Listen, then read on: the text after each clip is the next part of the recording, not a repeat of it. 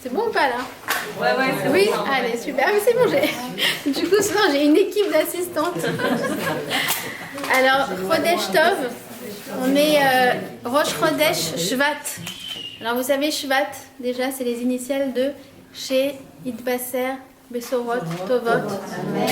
Ratachem, on ne s'annonce que des bonnes nouvelles pendant ce mois de Shvat. Alors, Rosh Chodesh Shvat, du coup, j'ai un peu fouillé. C'était quoi la signification par rapport au cours de ce soir?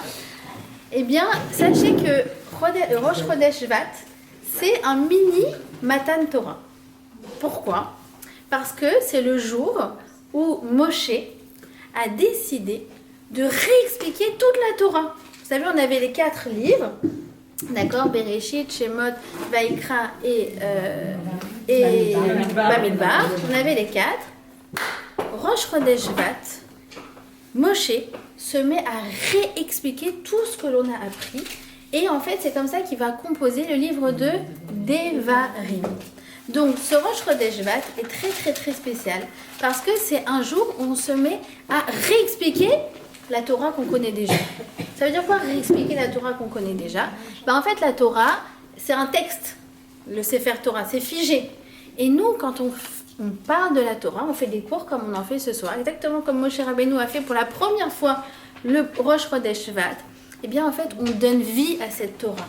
On lui donne une existence, on lui donne de la matérialisation. On va essayer ensemble de concrétiser les messages qui sont écrits dans ce texte dans notre vécu, dans notre existence. D'accord? Donc, c'est très très puissant et c'est pour ça que le Rami de Lubavitch dit qu'il faut organiser des cours à Rosh Chodesh Shvat. D'accord? Donc bravo Anaïs. Voilà, on est bon ce soir, exactement. Et bravo à toutes celles qui ont bravé la pluie pour arriver jusqu'ici. Alors, comme je vous ai dit, donc c'est le symbole de la répétition, de en fait réapprendre ce qu'on connaît déjà pour le vivre encore mieux. C'est ça Rosh Chodesh Shvat. Et le mois de Shvat, bon, je suis très Shvat parce que c'est aussi le mois de mon anniversaire. Je suis Verseau, je suis Shvat. Donc je suis très très attachée à ce mois. Ah, toi aussi? Ouais, moi aussi. Ah, mais on a plein de Verseaux, vous allez voir, c'est magnifique. Peu importe. CAF, le 20. D'ailleurs, cette année, je fais un multiple de 19. Je vous laisse deviner c'est lequel. Et du coup, mon anniversaire hébreu et loisir, c'est le même. Voilà. En tout cas, peu importe. Vous avez deviné c'est lequel? Ne me dites pas 57. Ne me dites pas 57. Tu parais plus jeune. En tout cas, c'est aussi le mois où on va fêter la fête de Toubishvat. Et la fête de Toubishvat, eh bien, on célèbre un événement qui est complètement invisible à l'œil nu. D'accord? On célèbre le fait que la sève remonte dans les arbres. Vous avez déjà vu ça, vous, comme phénomène? Personne n'a déjà vu ça? Eh bien, pour nos sages, ça ne passe pas du tout inaperçu. Et on va célébrer ça, pourquoi? Parce que l'arbre, dans la Torah, ça symbolise aussi l'être humain. L'être humain s'apparente à un arbre, dans le sens où quoi? Il a un potentiel immense, il a un potentiel de produire des fruits. Et de révéler ces fruits au monde et d'en faire bénéficier les autres. Alors c'est quoi nos fruits? Nos fruits, c'est nos réalisations, c'est notre compréhension, c'est notre sagesse personnelle, c'est notre expérience. Nos expériences même parfois un peu malheureuses, nos échecs, nos erreurs, tout ça en fait c'est des fruits qu'on a à donner au monde. Et on peut avoir une expérience amère qui va devenir un fruit très doux pour nous et pour les autres. Mais pour ça, il faut un ingrédient, c'est lequel? C'est de l'eau. De l'eau. Et l'eau c'est quoi? C'est la Torah. Et le mois de Shvat, c'est le mois du verseau. Alors en fait, c'est le mois où on se verse de l'eau. C'est le mois où Moshe, il a versé la Torah. Et en fait, on déverse de l'eau. Et ça, c'est, si vous voulez, la raison d'être du peuple juif. Pourquoi? Parce qu'on apprend la Torah de quelqu'un, d'un maître ou même d'une amie. Et après, on la transmet à une autre amie ou à une élève. Et en fait, le peuple juif, c'est sa raison d'être. On est des perpétuels enseignants et des perpétuels étudiants. Et on se passe le sceau. On se passe tout le temps le sceau. Et c'est pour ça que les Verseaux ont une prédisposition à être enseignants. C'était pas du tout mon travail à la base, dans le management, donc rien à voir, mais ça a été une vocation. Et après, quand j'ai vu que les Verseaux, c'était des enseignants, j'ai dit, bon, c'est bon, j'ai compris. En tout cas, c'est très très fort cette symbolique du Verseau. Ok? Donc c'est ce qu'on va essayer d'apprendre ce soir, à travers la paracha de cette semaine, paracha de Vaïra. on va essayer de remplir nos seaux un maximum. Et après, pour pouvoir Bezrat Hashem, les transformer en fruits et continuer à les déverser autour de nous, Bezrat Hashem. Alors, on est donc...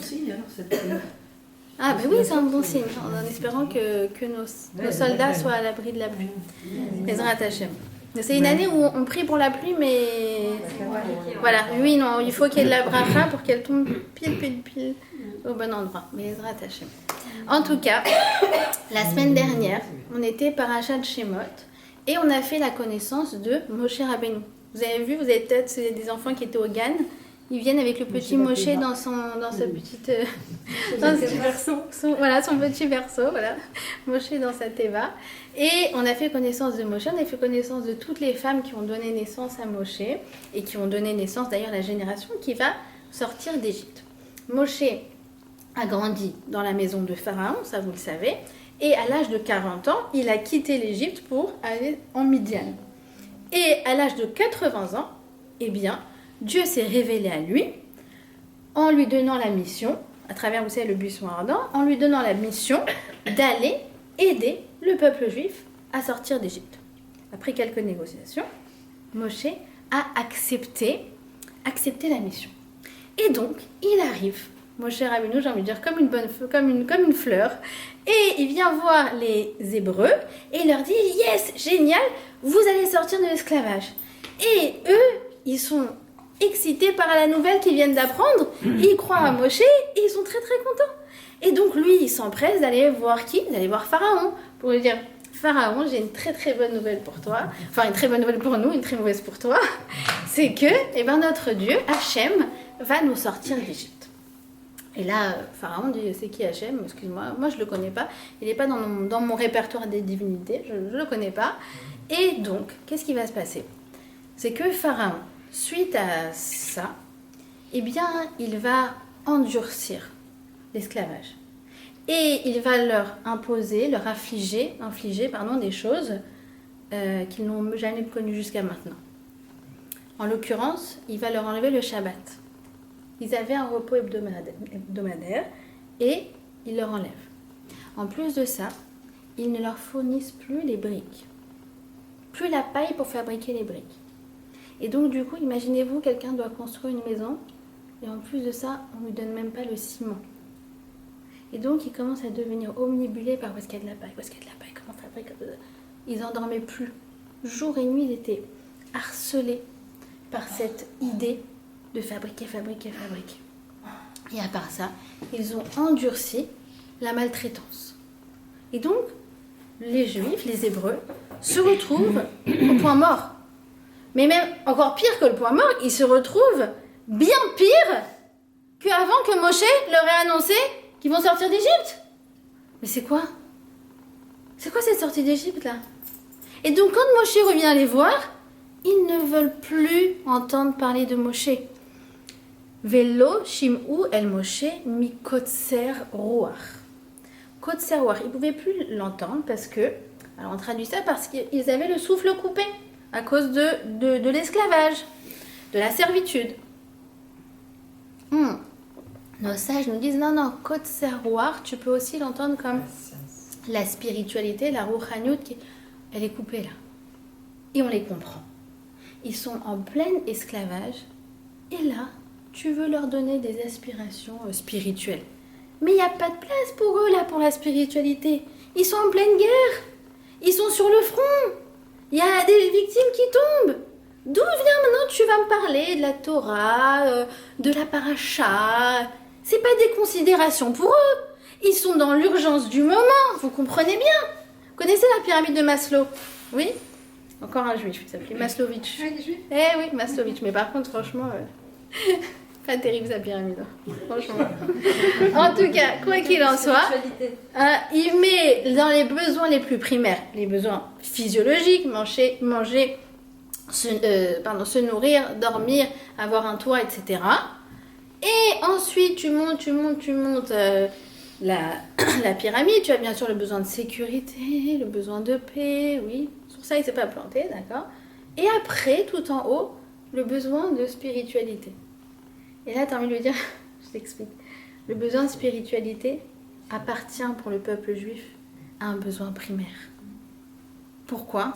Parce que comme le dit Rabbi Akiva, la Torah, c'est comme de l'eau pour les poissons. Et nous, on est comme des petits poissons. Tu nous enlèves l'eau, on ne va pas pouvoir survivre longtemps. C'est pour ça que d'ailleurs le mois qui suit le mois de Verseau, c'est Adar, c'est Poisson. C'est 2 signes d'eau qui se suivent.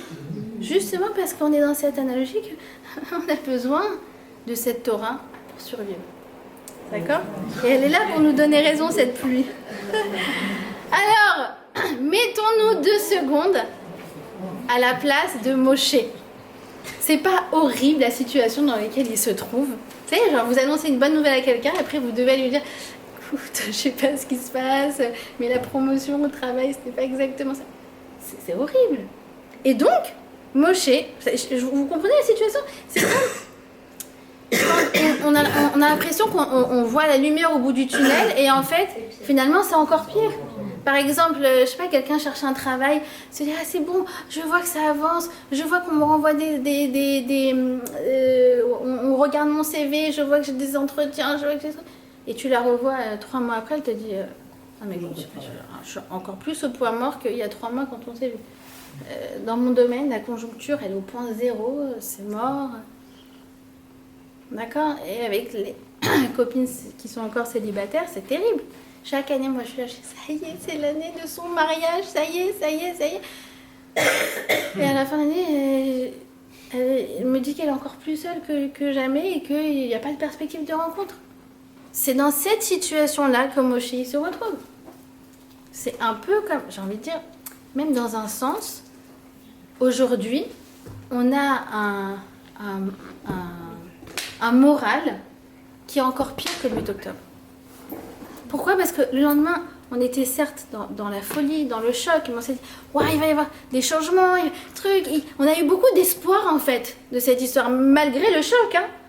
Et puis là, comme ça, on est dans une espèce de lassitude cynique, démoralisante.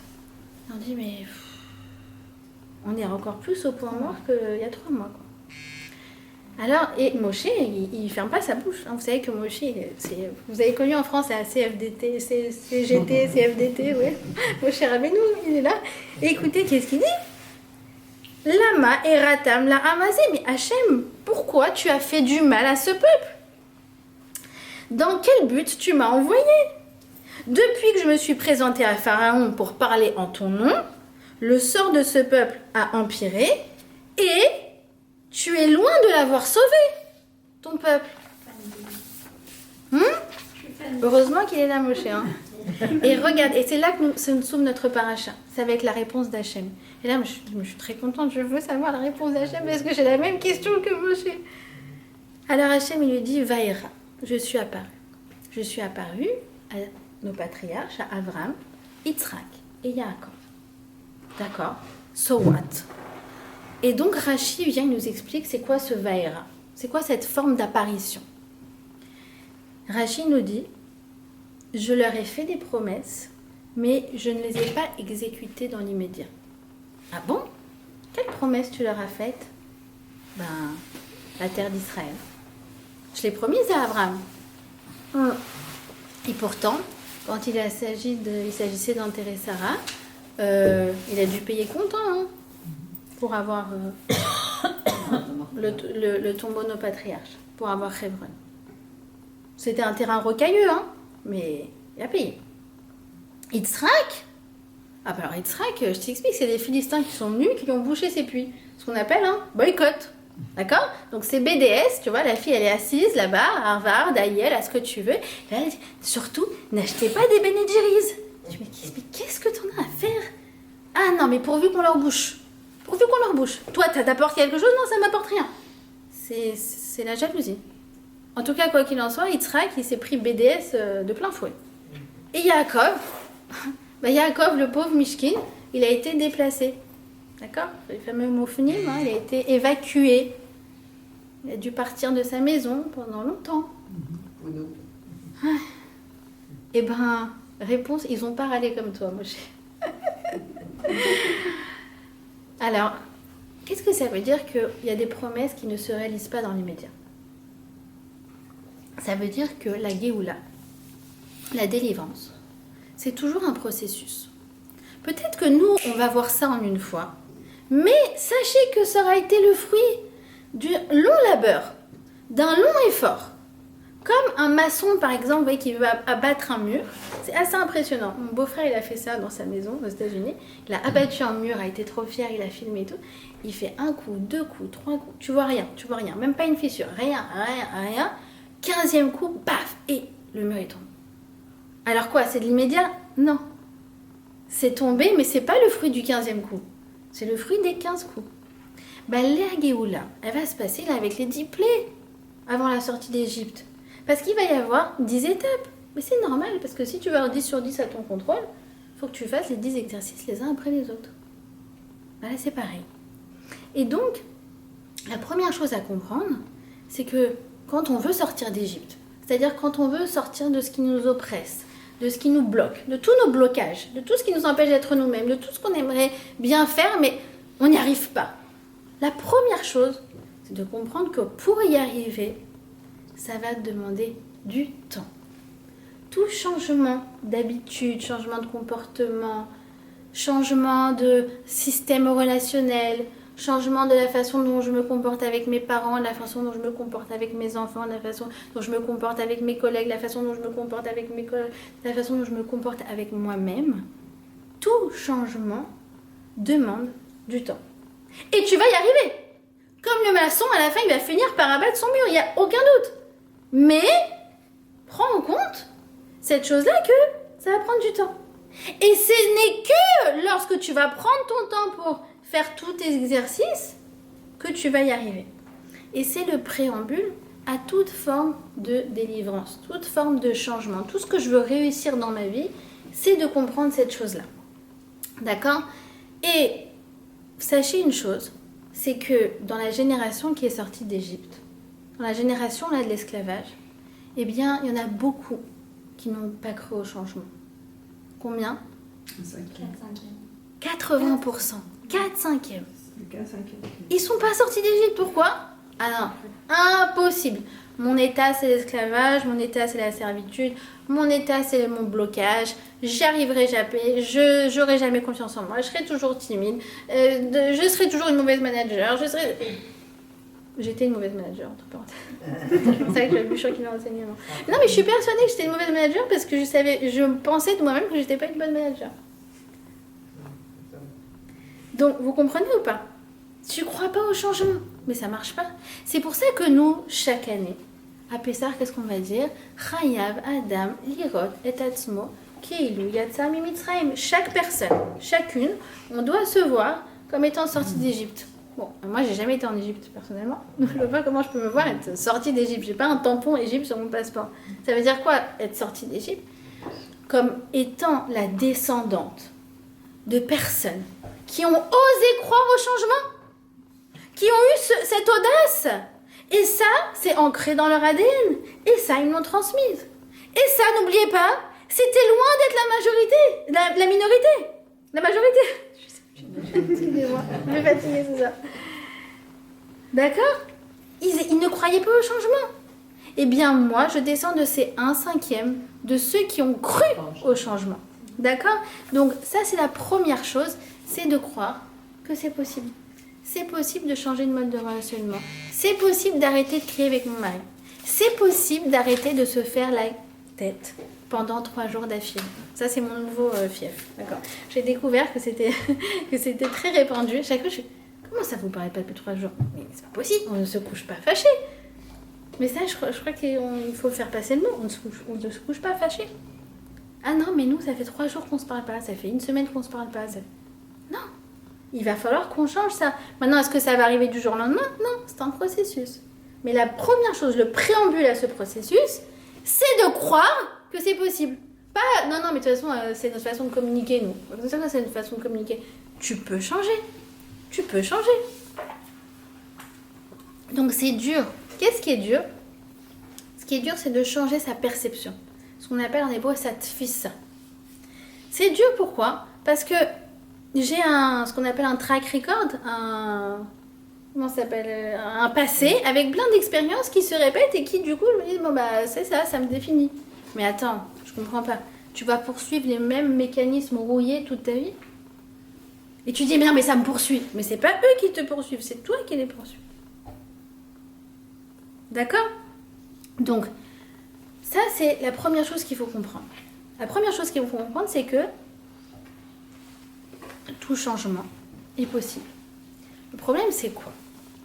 C'est que, autant dans les relations, vous savez, amicales, les filles qu'on voit au cours d'Anaïs le mercredi soir, par exemple, bon, bah, écoute, je la connais pas bien, c'est vrai, elle a dit ça, mais bon, peut-être qu'elle voulait dire autre chose, je l'ai pas pris personnellement.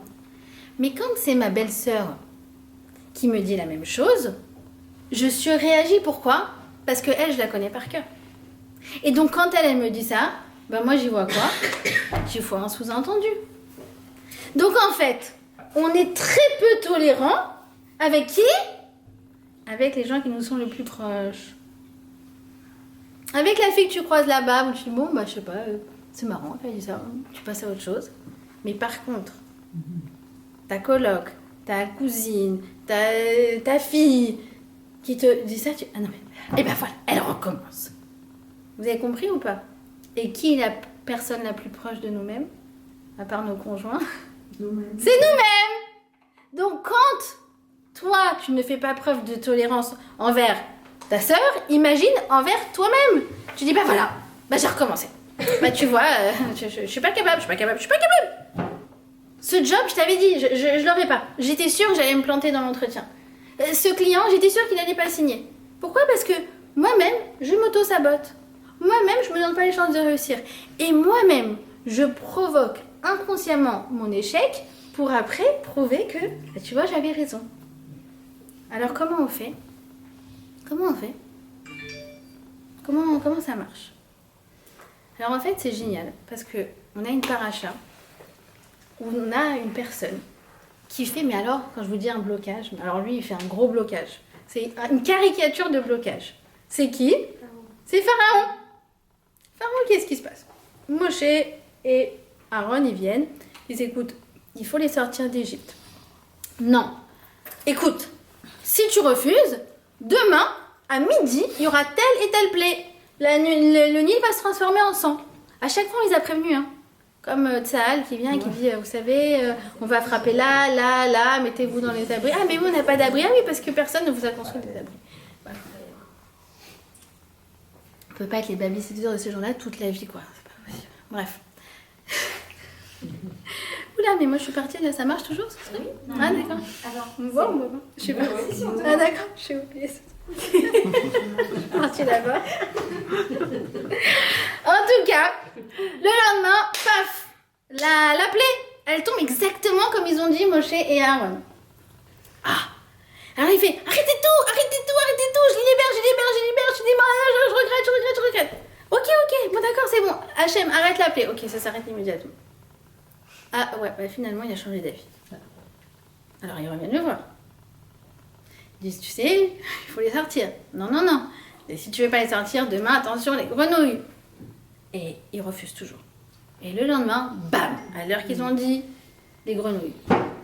Et elles détruisent le pays. Et lui, on a l'impression qu'on fait face à un gamin qui comprend pas. Tout ce manège, à chaque fois, il va dire, non, mais je les sors. Et après, il change d'avis, non, je les sors pas. Mais attends, tu sais qu'il va y avoir encore ça. Il va y avoir les ulcères, il va y avoir truc. Et ça va se reproduire à combien de fois? 10 reprises. Le même manège. Et plus ça se reproduit, plus quoi? Plus le pays se détruit. Et d'ailleurs, il y a un moment où les Hébreux ne travaillent même plus pour lui. Je crois que c'est après la 6e, 7e plie, je sais plus. Ils travaillent même plus pour lui. Donc, ses conseillers viennent le voir et disent, mais t'es fou, mais ça y est, libère-les. De toute façon, on ne tire aucun profit de cette main-d'œuvre. Ramène-les chez eux. Et ils refusent. Pourquoi? Alors, la Torah, elle nous l'explique. À 9 reprises. Elle nous dit quoi? C'est quoi le problème de Pharaon? Pourquoi il fait ce blocage? Pourquoi on fait des blocages? Parce que son cœur, il est kaved. Il est lourd. Dieu a endurci son cœur. Ah, ok, mais qu'est-ce que ça veut dire? En fait, tu sais, kaved en hébreu, ça veut dire lourd, mais ça veut dire aussi le foie, l'organe, le foie. Ah, ok. Et alors là, nos sages, les maîtres du Moussar, expliquent, tu sais, pour que quelqu'un soit vraiment maître de ses décisions, qu'il ne soit pas prisonnier de ses mécanismes verrouillés, de ses fameux blocages, eh bien, il faut qu'il y ait un ordre dans sa prise de décision. C'est quoi? C'est le cerveau, Moar, qui dicte au cœur, le lève, et qui après passe à l'action, le kaved, le foie. En hébreu, ça fait meler, même lamed vet. Quelqu'un qui a un meler, ça veut dire qu'il règne sur lui-même. Eh bien, en fait, c'est quelqu'un qui est capable de prendre des décisions dans ce sens-là.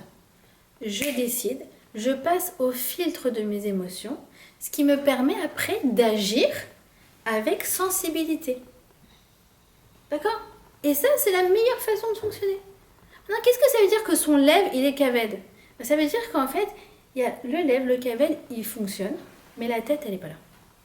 Le da'at, on appelle ça aussi en hébreu. Le da'at, la conscience, elle n'est pas là. Comment ça marche?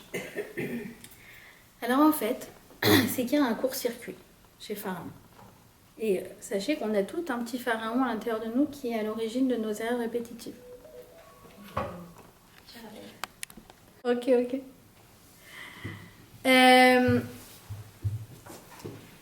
De tous ces mécanismes rouillés. D'accord? Par exemple, il y avait une fille qui me disait qu'à chaque fois qu'elle se retrouvait en shidour, enfin en date, et bien à chaque fois, elle se retrouve à devenir la meilleure copine de celui avec elle date. Et elle va lui présenter une copine.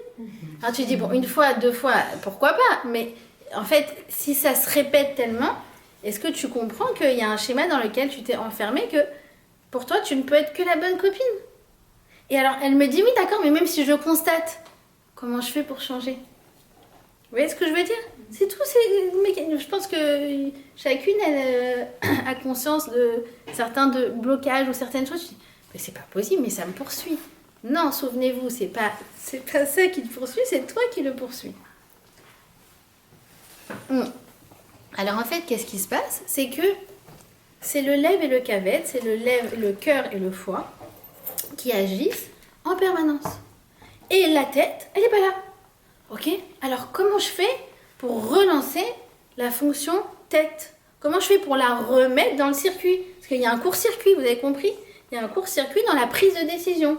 Il n'est pas maître de lui-même, il n'est pas mêleur sur lui-même parce que la tête, elle est en dehors du circuit. Alors, pour comprendre comment on remet la tête dedans, comment en fait on sort de nos limitations, de notre étroitesse, de notre Égypte, ben, il faut comprendre comment ils sont tombés dans l'esclavage. Pour comprendre comment tu sors de l'esclavage, comprends comment tu es tombé dedans. Kibolo Carpolto. Kibolo Carpolto, il a fait mais alors,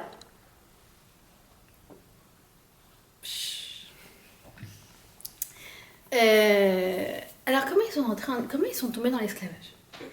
En fait, c'est très bizarre comment ils sont tombés dans l'esclavage. Parce que quelques générations avant, c'est à peu près 6 générations avant, on était quand même, je veux dire, c'était Yosef, c'était le vice-roi. C'était Yaakov. Donc Yaakov, quand il est mort, eh bien, il y a tous les dignitaires d'Égypte qui sont venus à ses funérailles. Il y a eu 60 jours d'arrêt dans tout le pays juste pour accompagner Yaakov. Il y avait le pharaon, il y avait tout ça. Et c'était les 12 tribus. C'était Yehuda, c'était Shimon, c'était Lévi. Et c'était des princes. Aux yeux des Égyptiens, c'était des princes. Et aux yeux d'eux-mêmes, c'était des princes également. Qu'est-ce qui s'est passé? Comment ils ont été réduits en esclavage? En fait, par un processus presque très pernicieux, comme ça, très lent, que tu vois même pas ce processus. C'est quoi? C'est que ils ont commencé à dire, bon bah écoute, on va faire ce métier, écoute, Pharaon il a besoin, on va aller cimenter des routes. Je j'ai pas compris. T'es le prince et tu vas cimenter des routes. Vous voyez, alors, j'ai rien contre les gens qui cimentent des routes. Vous comprenez bien, d'accord? Non, tout métier honnête est un métier digne à mes yeux. Mais pour le prince Charles, par exemple, pour moi, c'est un non-sens d'aller paver des routes. On est bien d'accord? Ou de se mettre dans le bâtiment. Allez, Prince Charles, vous imaginez la une de Sundays, et Prince Charles se met dans le bâtiment. Ça ne te correspond pas. Qu'est-ce qui se passe? C'est qu'en fait, les Hébreux, ils ont commencé à se mépriser eux-mêmes. Ils ont commencé à ne plus se considérer eux-mêmes. Ils ont commencé à se dévaloriser. Et en fait, cette dévalorisation, ça fait qu'ils se sont retrouvés dans ces ambiances un peu bas de gamme. Jusqu'à quoi? Jusqu'à tomber dans l'esclavage. Donc vous comprenez bien que c'est la manière dont ils se sont vus qui les a fait plonger dedans. Donc ce qui va les faire sortir de ça, c'est aussi la manière dont on se voit. C'est ce qu'on appelle en hébreu le tadmit ishit. Le self-image, l'image personnelle. L'image personnelle, c'est quoi? C'est ce que j'ai dans ma tête, au niveau assez inconscient, de qui je suis, ce qui me correspond, ce que j'aime. Ah non, moi, c'est pas du tout, ça me correspond pas du tout. Ah non, non, ça me parle pas. Ah, ça, c'est tout à fait moi. C'est ça mon image personnelle, d'accord?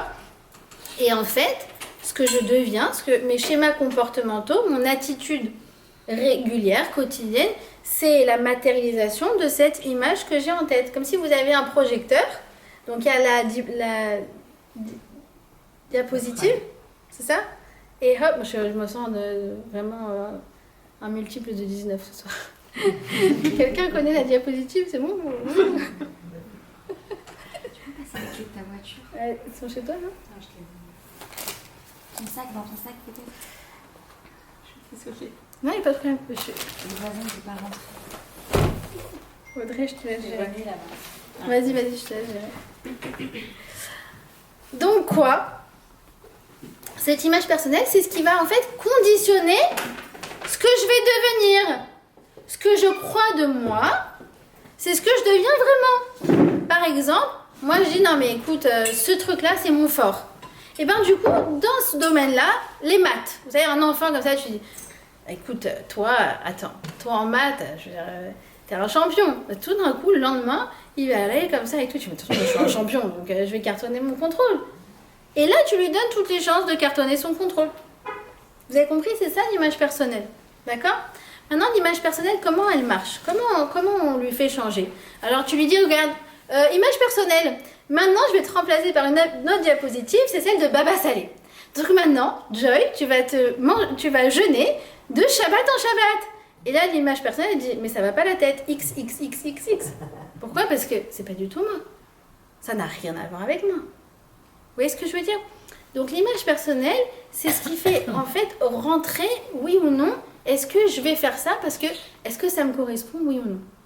Bah, du coup, c'est un cercle vicieux. Pourquoi? Parce que si c'est ça, ce qui me correspond dans ma tête, c'est ce qui va se passer vraiment, bah du coup, c'est ça qui va en fait alimenter l'image que j'ai de moi-même, et du coup, on est fichu. Vous voyez ou pas? Donc on a l'impression qu'on est comme Pharaon. On se dit, ah mais c'est pour ça que à chaque fois dans ce truc-là, je me rate. Ah mais c'est pour ça qu'à chaque fois, je crie sur mes enfants. Parce que je me vois comme quelqu'un de nerveux.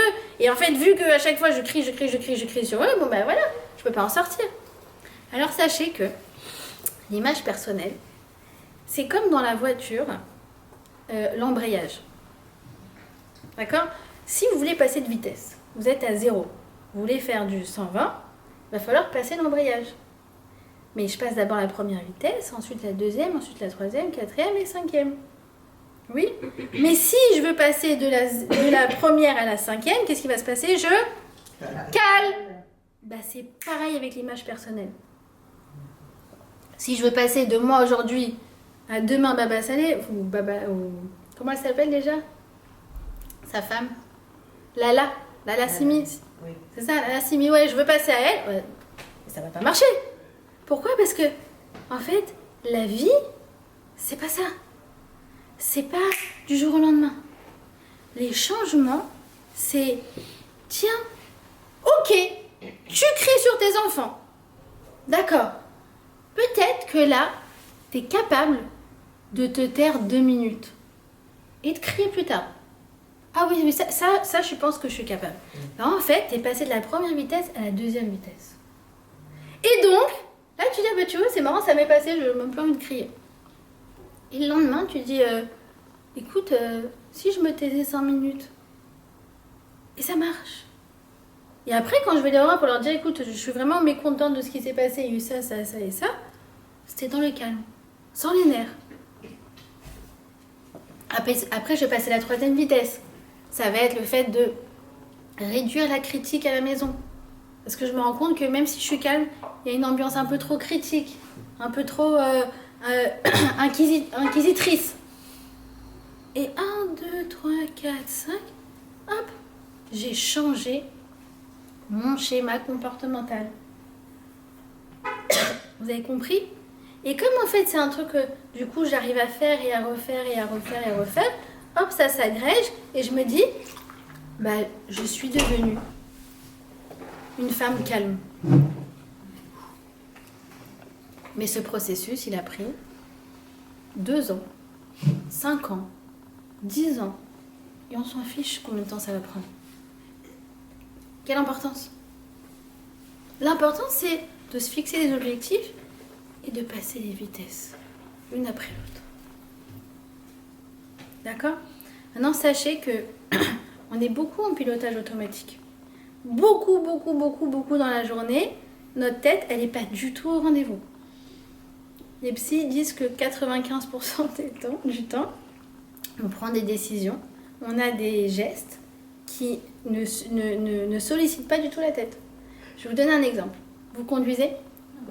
Oui. Comme moi, 1 heure, 2 heures par jour? Ouais. Le frein, il est à droite ou à gauche?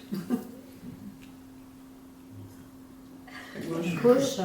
Oui, enfin, ah bah voilà. Des automatismes. C'est des automates. Et pourtant, tu es dans ta voiture et tu sais très bien le faire. Mais là, qu'est-ce que je vous ai fait faire? Je vous ai remis la tête dans l'histoire. Donc vous voyez bien qu'il y a beaucoup de moments dans la journée. Bah oui. Non mais tant mieux, t'imagines si avec pas. Mais bien sûr, Hachem, il fait bien les choses. Mais oui, parce que sinon, on fait des accidents. Charge mentale. Attends, Ouais, quand c'est pas oublié le frein, c'est grave.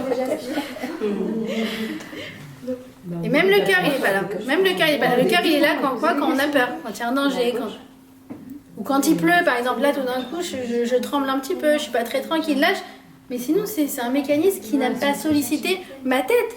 Et ça, c'est juste la conduite. Et c'est 2 heures par jour. Enfin, pour certaines. Alors, il est à droite ou à gauche le frein? Elle était à droite.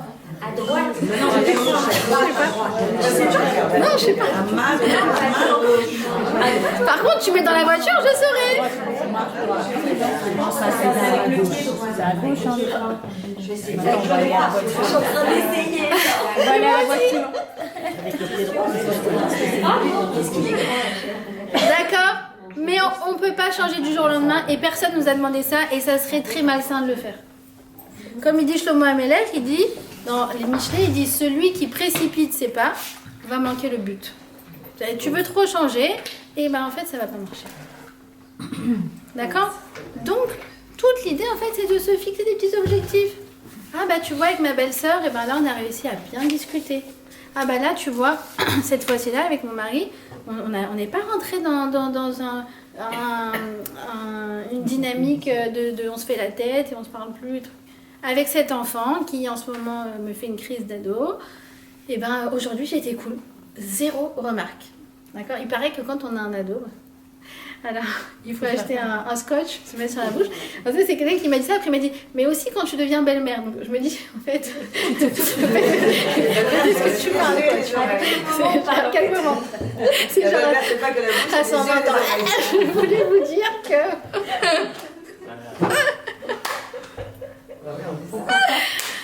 Maintenant, il y en a qui vont se dire écoutez, parce qu'on va aller un peu plus en profondeur. Vous me suivez ou pas? Oui? D'accord, on va aller un peu plus en profondeur parce qu'on a dans cette paracha une perle, mais alors exceptionnelle. On peut se dire non mais d'accord, ok, t'es gentil, mais là tu parles de trucs mignons, on arrête de crier, tatati, tatata, on communique mieux. Mais il y a des gens qui ont vécu des vrais traumatismes. Comment tu leur sors de ça? De quelqu'un qui s'est fait maltraiter, de Dieu préserve. Comment lui, il va être capable de ne pas reproduire, de ne pas être traumatisé, de ne pas être apeuré? Comment ça marche? Bah, écoutez, la paracha, elle parle de gens qui ont subi quand même des sacrés traumatismes. Alors écoutez, exceptionnel cet enseignement. Au verset numéro 13, t'as un verset qui a l'air vraiment anodin, où il y a écrit que Dieu leur donne des mitzvot. Et c'est marqué Veyat Savem El Bnei Israël, il va leur donner des mitzvot. Et le Talmud Yerushalmi, il vient expliquer c'est quoi ces mitzvot.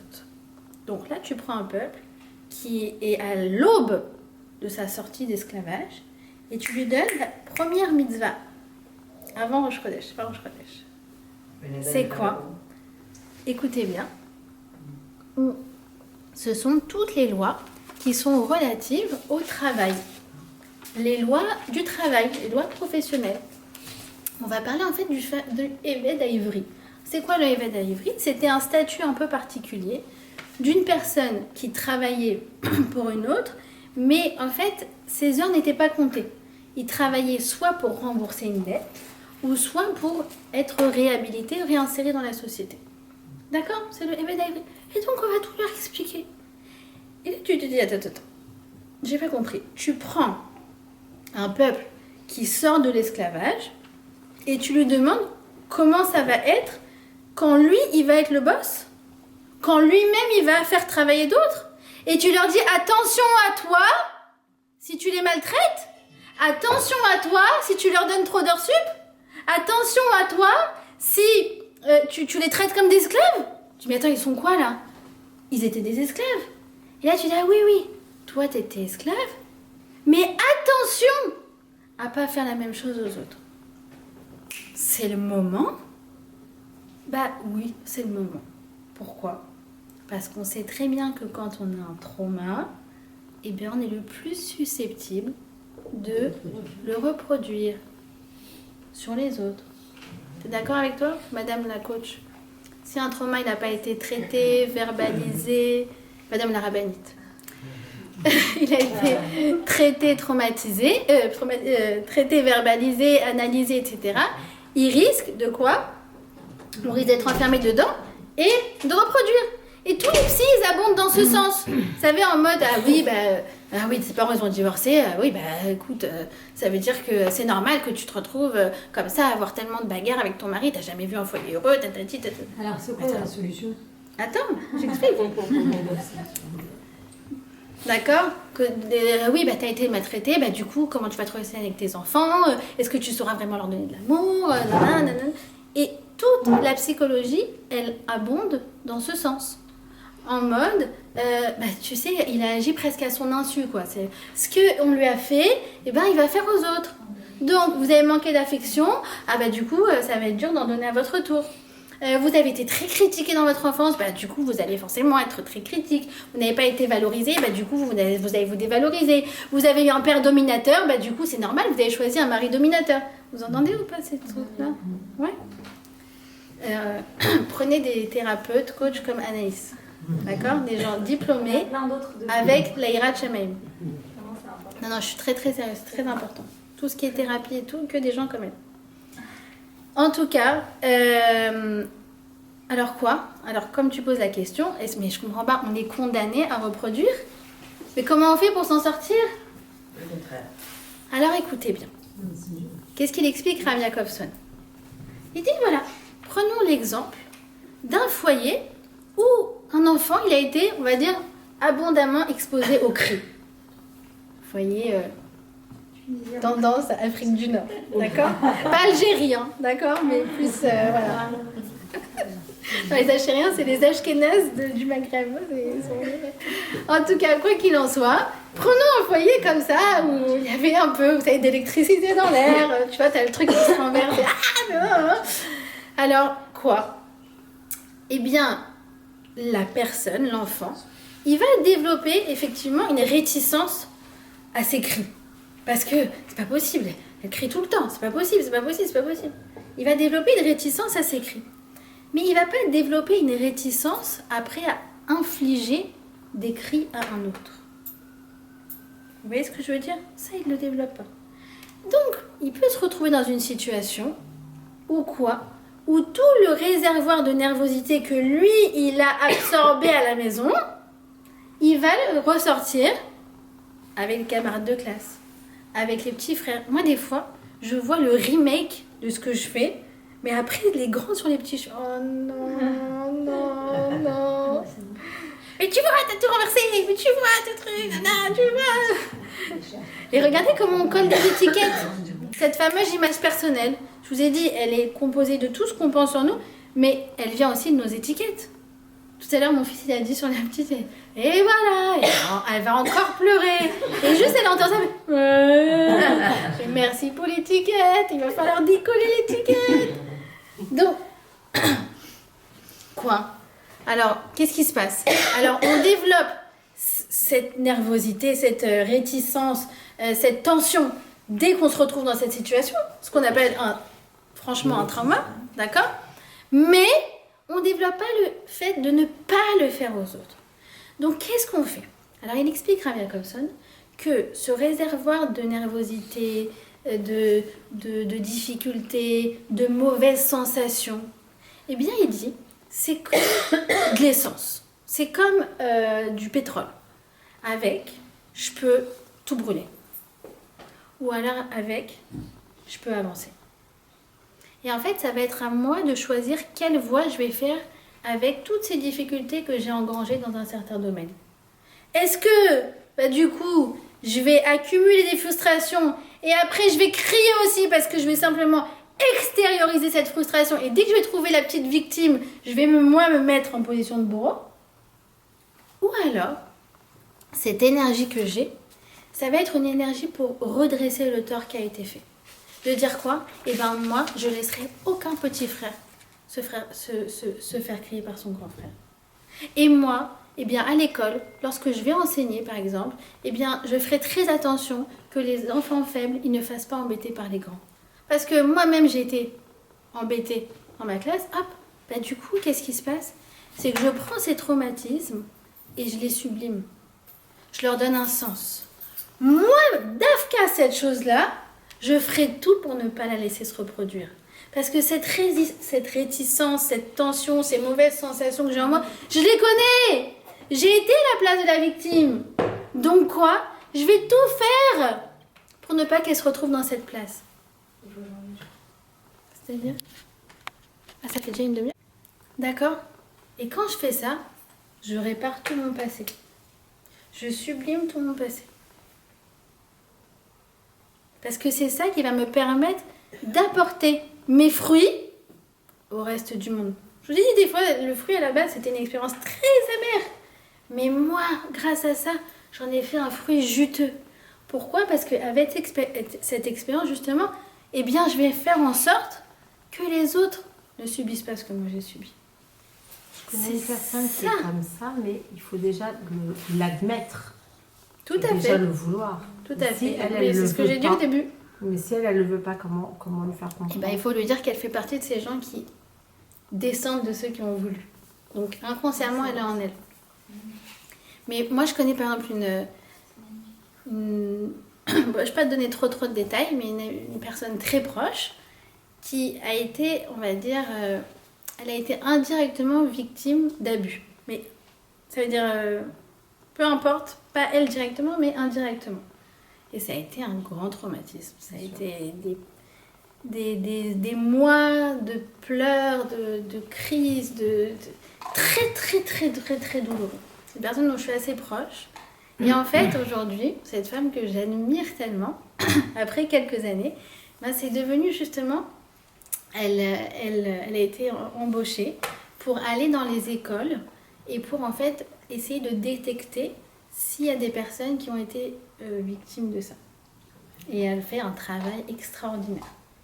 Mais comment elle a pris sa blessure et comment elle l'a transformée, mais à chaque fois je dis, franchement, tu es tellement inspirante.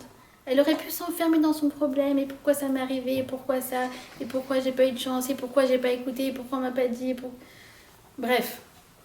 Ben non. Ça n'a pas été facile du jour au lendemain. C'est pas le lendemain, il s'est dit, ah, ça y est, maintenant, je travaille pour tel et tel truc. Non, ça a été le fruit de longues années de souffrance, de labeur et de la volonté de s'en sortir. Je crois qu'il n'y a pas de secret. D'accord? Alors, c'est pour ça que, je vais terminer sur ça. C'est pour ça que, je vous ai dit, il y a eu 10 étapes pour la Géoula. Mais en vérité, Dieu, il a choisi les plaies. Mais il aurait pu choisir complètement autre chose. D'accord, ok, 10 étapes. Il aurait pu dire, bon, bah, vous allez de là à là, c'est comme le Tour de France, là, en vélo. On va faire ça, on va faire ça. C'est quoi, pourquoi il fallait que ça soit des plaies, les 10 étapes? Vous avez déjà posé la question? Pourquoi? Ce qui explique Rav Moshe Shapira, qu'en fait, Dieu, il est descendu dans ce qui régit ce monde.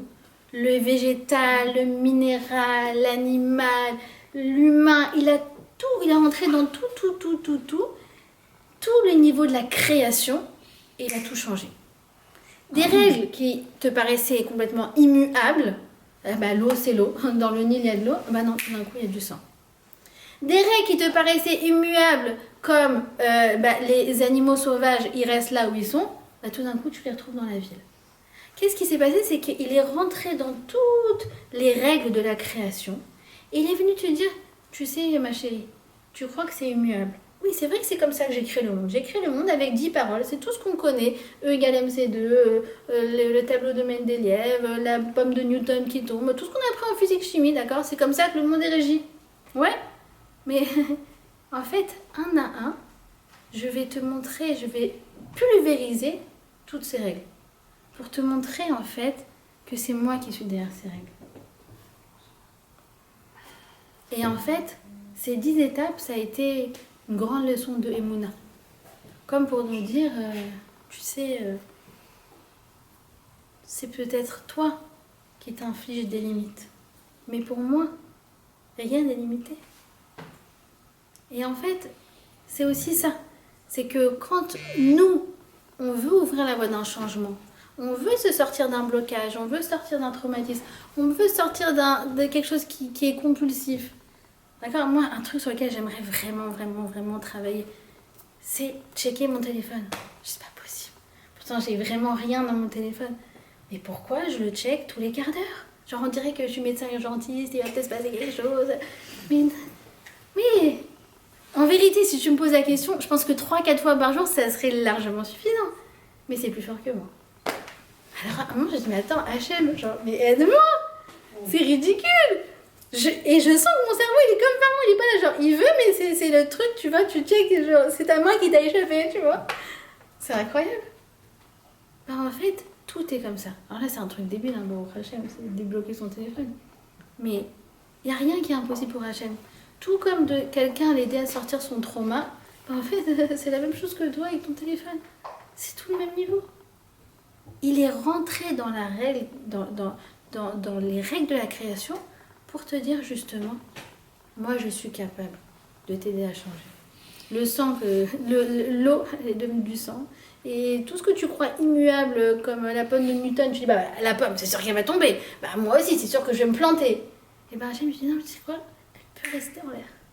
Comme, vous savez, la grêle qui est restée en l'air. C'est bon, elle peut ne pas se planter. Toi, c'est pareil, tu peux ne pas te planter. Pourquoi? Parce que c'est moi qui décide de ça. Donc Hachem, il te dit, regarde, va, fais des efforts, crois au changement, comme tu l'as dit. Pense que tout est possible. Ne sois pas pressé, surtout, ne sois pas pressé. Et en fait, petit à petit, tu vas voir les mécanismes de ta vie qui changent. Tu vois tes relations qui vont mieux. Tu vois que toi, tu as une meilleure maîtrise de toi-même. Tu vois que tu vas dans la bonne direction. Et tout d'un coup, des blocages que tu pensais qui étaient impossibles à s'en sortir, et tu les as même oubliés. Tu dis, ah ouais, c'est vrai, on se parlait pas pendant 3 jours. Attends, on était capable de faire un truc pareil. Ça me paraît exactement comme, vous savez, ils ont trouvé l'Égyptien qui était mort sur le rivage après la sortie d'Égypte. Des fois, tu te dis, ah, mais c'est mort, c'est un truc qui est lié à 5 ans, mais déjà, tu me parles d'un problème qui n'existe plus dans ma vie. Mais c'est par étapes. D'accord? Alors, je voulais terminer juste sur une petite histoire. C'est quelque chose qui, moi, me fait beaucoup de bien en ce moment, par rapport à tout ce qui se passe. c'est l'histoire du Rav Lau. Vous savez, le Rav Lau, il est passé par Buchenwald et sa mère lui a sauvé la vie in extremis. Elle a envoyé Loulek à Toulek. Vous avez lu le livre ou pas? Extraordinaire. À Naphtali, tu es en charge de sauver ton frère. Et c'était ça, c'était cette image mentale qu'il avait pendant tout le livre, que ça n'a pas lâché. Tu vois que c'était sa mission de sauver son frère. Et c'était ce que sa mère lui avait donné, c'était ça la force qu'il avait. Et c'était ça aussi la force que le Rav Lau, Israël Meir, il avait à ce moment-là. Et un moment dans le livre, il y a un passage auquel je repense beaucoup en ce moment. C'est qu'il se pose la question quand il va se marier. Il dit, mais est-ce que moi, qui n'a pas connu un foyer avec des parents, puisqu'il s'est retrouvé orphelin à 8 ans, moi qui n'ai pas connu un foyer, on va dire, avec un fonctionnement, avec des parents à la maison, avec une mère qui me fait à manger tous les jours, que j'ai été ballottée, que je suis passée par les camps de concentration, qu'après on a été dans les camps de déplacement, qu'après j'étais chez mon oncle, que truc, machin, même avec toute l'affection qu'il a reçue, est-ce que moi je serais capable de fonder un foyer plein d'amour? Et c'est une question que des fois je me pose en ce moment, je me dis, mon Dieu, là, tous les traumatismes, est-ce que les gens vont réussir à s'en sortir? Et écoutez, je vais vous dire une chose, à chaque fois ça me fait du bien. Quand j'arrive à 4 heures, donc les enfants du Rav Lau sont dans l'école de mes enfants, ils sont très amis. Je vous assure que ces petits-enfants, c'est les soleils de l'école. J'arrive, ils ont un sourire jusque-là, tous. À chaque fois, peu importe l'heure, le moment auquel tu arrives, ils ont un sourire comme ça. Je me dis, regarde, tout est réparable, tout est possible. Tu peux avoir le plus grand traumatisme au monde et regarde, 2 générations après, la joie de vivre incarnée. Donc, voilà, Bezrat Hashem, voilà, le mois de Shvat, Sheit Baserou, Besorot, Tovot, Bezrat Hashem, on n'entend que des bonnes nouvelles, qu'on soit toujours dans la voie de la progression, la voie du bonheur et la voie d'aider les autres, et que si Dieu veut, on développe des beaux fruits et pour avoir une Torah de vie et que Bezrat Hashem, ces fruits-là, on en fasse bénéficier au monde entier. Bezrat Hashem.